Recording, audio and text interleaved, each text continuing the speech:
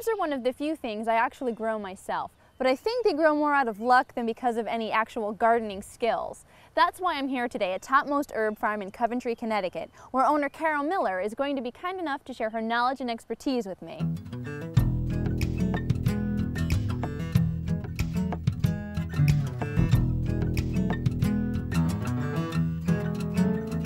Tell us about yourself, how you got into farming, about the history of your farm too, because you have a lot of really great history here. This was part of my grandfather's original farm of 130 acres. He emigrated from Lithuania in 1914.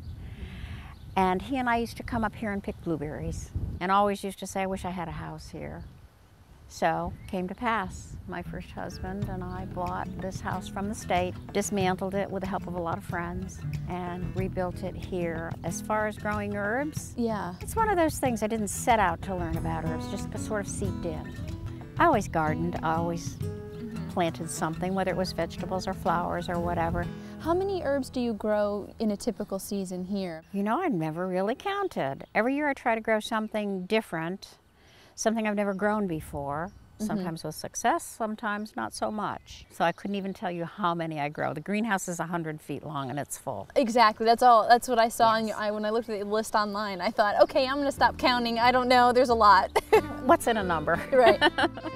When you think of basil, you think of sort of that typical green leaf basil, but Exactly. There's so many kinds. I mean, I never even heard of some of the kinds that you grow here. And every year there are more. Really? Because they're doing a lot of hybridizing. What about some of the other sort of traditional herbs that people would use in cooking? What are some interesting facts or? Well, sage. Take Burgarten sage, which is the only kind of sage I grow because it has such big fat leaves. And the plant is beautiful as a garden plant because rather than growing more upright and getting rangy as the Salvia officinalis tends to do, this one tends to grow out and expand laterally and makes a beautiful garden plant.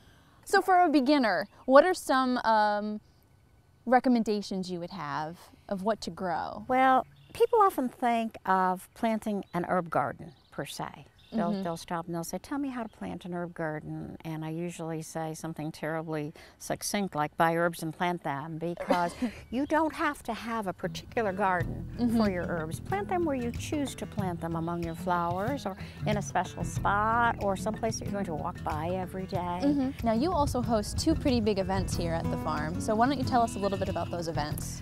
Herb Fest is sponsored by the Connecticut Herb Association, and that happens always on the first Saturday in June. We do it mostly to foster an awareness of the importance of herbs. Then Taste Organic is sponsored by Northeast Organic Farming Association, NOFA. That happens second Sunday in September. Same sort of thing. It showcases organic produce. We have a farmer's market. A lot of the same vendors who come to Herb Fest. And that's to showcase the organic way. Do you find that there are more people sort of discovering or rediscovering the idea of organic food and organically just grown plants? Finally, it's come into its own and people are beginning to understand it. Growing organically isn't a fad, it's a way of life. It's a belief system. And it's more than not using chemicals. It's about ethical treatment of farm animals, ethical treatment of farm laborers. The new byword has been eat fresh, buy local, and that's very, very true. You know, your best food comes from a close proximity, and there are a lot of good farmers growing a lot of good food. And plus you're supporting your local community. Well, and the idea is not to shop by price. Right. Where Americans are used to, well, if it's cheap, that's the best thing to seek out. And that's not true.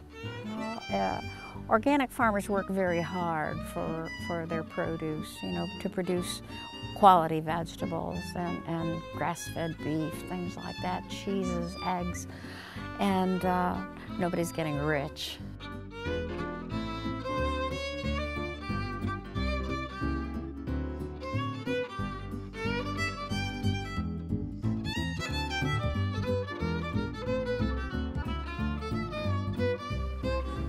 There's nothing like cooking with fresh from the garden herbs, so let's get these beauties home and whip up some dishes where they can really shine.